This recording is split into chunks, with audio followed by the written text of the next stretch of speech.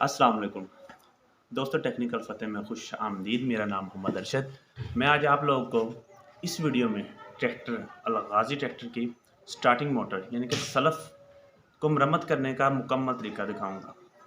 अगर आपने ये वीडियो मुकम्मल देख ली तो उम्मीद करता हूँ कि आप खुद ब खुद ही अपना सलफ़ या स्टार्टिंग मोटर कोई भी है वो मरम्मत कर सकते हैं। अगर आप चैनल में नए हैं तो चैनल को सब्सक्राइब ज़रूर करें।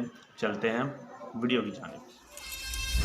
जी दोस्तों, ये अब ट्रैक्टर से चलो खोल रहा हूँ मैं। ये खोलने के बाद ही मरम्मत किया जाएगा। Artlist.io करता हूँ आपको ये पसंद आएगी वीडियो।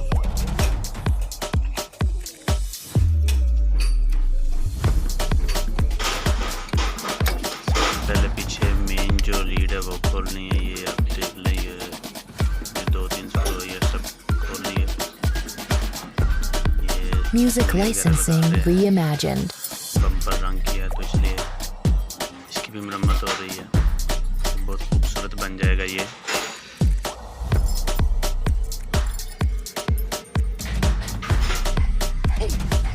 जी हाँ, तो ये अब मैं आ गया हूँ अपने वर्कशॉप पे। तो ये खोलने काम शुरू हो गया।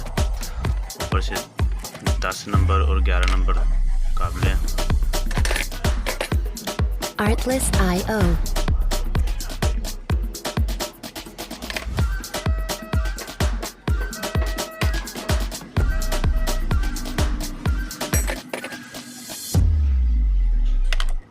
ये ऊपर से खुल गया तो जो ऊपर वाला कप है वो उतार लिया। तो अब प्लास्टिक की मदद से जो कार्बन है ना वो बाहर निकाल लें। इसके 4 कार्बन होते हैं, 2 मेन और 2 अर्थ वाले। जो 2 मेन है वो पहले निकालो, अर्थ वाले रह भी हैं। खैर ये बॉडी है, ये बॉडी ऊपर उठा ली। तो Artlist.io अब ये घुगी जो इसके 2 काबले हैं, ये 10 नंबर ये खोल लें।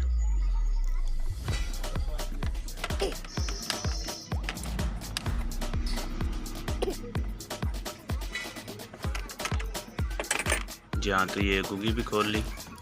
दोनों साइड से दोनों सिलाई खुल गई। ठीक हो गया। अब चिमटे वाला सेंटर में ना एक पेच लगा होता है, वो पेचकस की मदद से वो भी खुल जाएगा। ये देख लें, ये खोल लिया मैंने। जी ये खुल गया। तो ये अब आर्मेचर बाहर आ गया। ठीक हो गया। तो गरारी चेक किए, गरारी ठीक है और बुश वगैरह तकरीबन ठीक है। बाकी खोलने की ज़रूरत नहीं है। ऊपर ये लॉक लगा होता है, ये नहीं खोला है। ठीक हो गया। तो ये अब चेक कर रहे हैं कि शार्ट तो नहीं है बॉडी। जी नहीं, बॉडी शार्ट नहीं है। जी बिल्कुल ओके है, बॉडी भी ठीक हो गया। ये कार्बन प्लेट चेक की है तो वीडियो में आई नहीं है।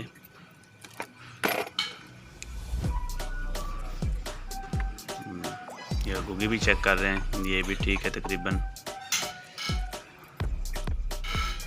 Artlist.io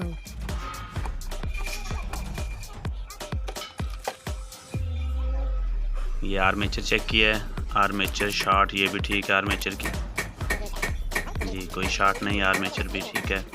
ये गुगी दोबारा छल्ली से चेक कर रहा हूँ तो गुगी भी ठीक है। ये अपनी तरफ कॉइल खींच रही है पिस्टन को। ये 4 कार्बन पुराने हैं, ये और 4 नए हैं। ये कार्बन का सिर्फ मसला है, 2 बॉडी को लगेंगे और 2 प्लेट को लगेंगे। तो ये टांके भी लगा लिए। अब जिस जगह पे कार्बन चलने हैं उधर मैं सफाई कर रहा हूँ। रेग मार की मदद से ना ये साफ़ हो जाएगा अच्छी तरह से। ये साफ़ करने के बाद ये अब दोबारा ग्रीस वगैरह लगा के अच्छी तरह से सफाई करके ये फिटिंग करने लगा हूँ मैं अब।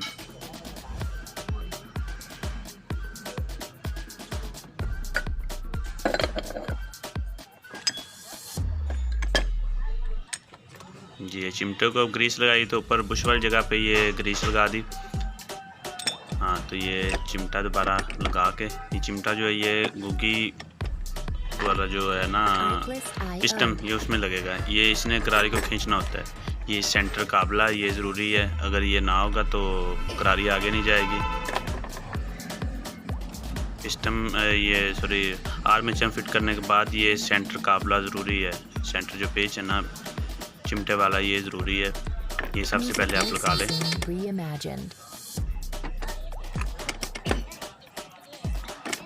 یہ پسٹن لگا دیا، اسپرنگ بھی ڈال دیا ہے، پسٹن کے اوپر ہوتا ہے.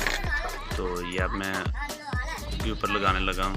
یہ کوائل ہوتی ہے بیسیکلی، پنجابی میں تو ہم گگی بولتے ہیں، انگلش میں پتہ نہیں کیا بولتے ہیں اسے، لیکن یہ اس میں کوائل ہوتی ہے جو پسٹن کو اپنی طرف کھینچتی ہے، اور اس کے کھینچنے کی وجہ سے یہ جو گراری ہے وہ آگے فرائی ویل میں جا کے لگتی ہے، اور ٹریکٹر گاڑی جو چیز بھی وہ سٹارٹ ہو جائے گا.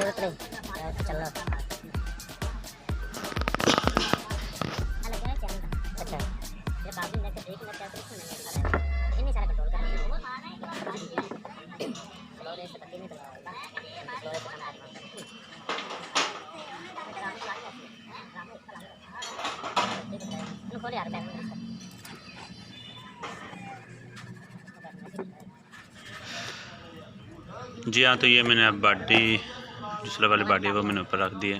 وہ کاربن میں نے ٹانکے لگوا لی ہیں، تو یہ باڈی بھی رکھ دیا. آپ دیکھ سکتے ہیں کہ کاربن نئے لگے ہوئے ہیں. تو اب یہ کاربن پلیٹ میں کاربن جو ارتھ والے ہیں وہ فٹ کیے ہیں.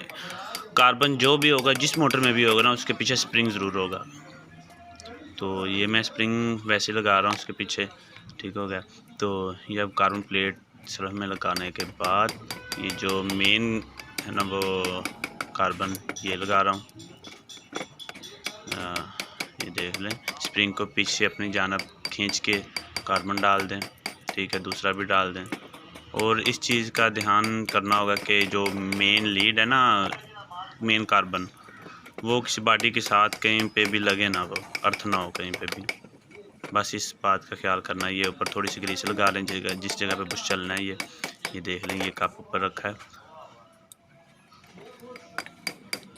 جی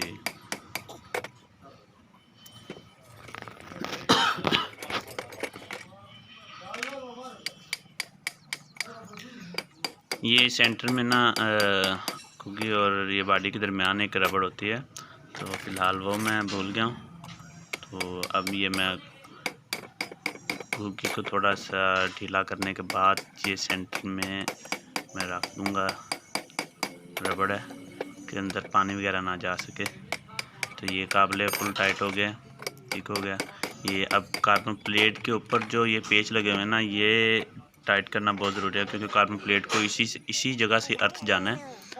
تو اگر یہ اسکرو ڈھیلے ہوں گے تو ارتھ جائے گا نہیں، ادھر سے سپارکنگ ہو جائے گی. یہ فل ٹائٹ ہونے چاہیے.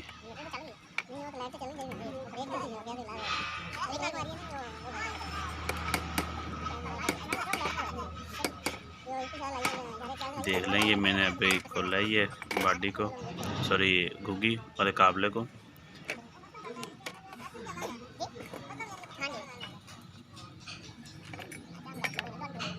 یہ ربڑ ہے، یہ سینٹر میں نے رکھ دیا ربڑ.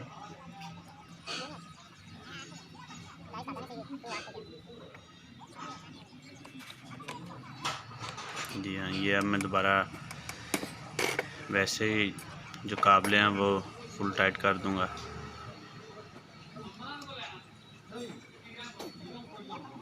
یہ دیکھ لیں جی، یہ ہو گیا.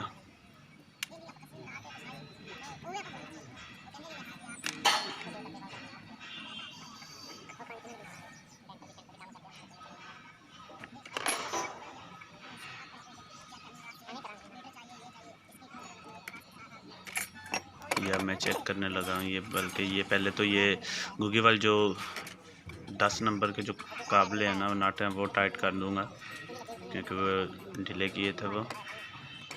جی ہاں، یہ اب چیکنگ کا عمل شروع ہو گیا. کمال ہو گیا، زبردست ہے. یہ دیکھ لیں موٹر کیسے بن رہی ہے، بالکل اوکے ہے. اگر یہ ٹھیک نہ ہوتا نا تو اس نے موٹر نہیں بنانا ویسے.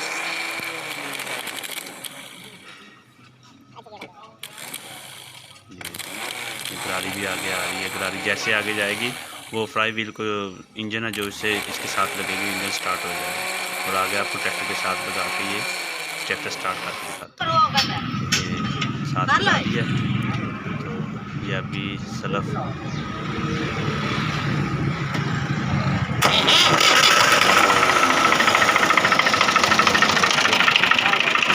جی ہاں دوستو، امید کرتا ہوں آج کی ویڈیو آپ کو بہت پسند آئی ہوگی. اگر ویڈیو پسند آئے تو لائک ضرور کریں.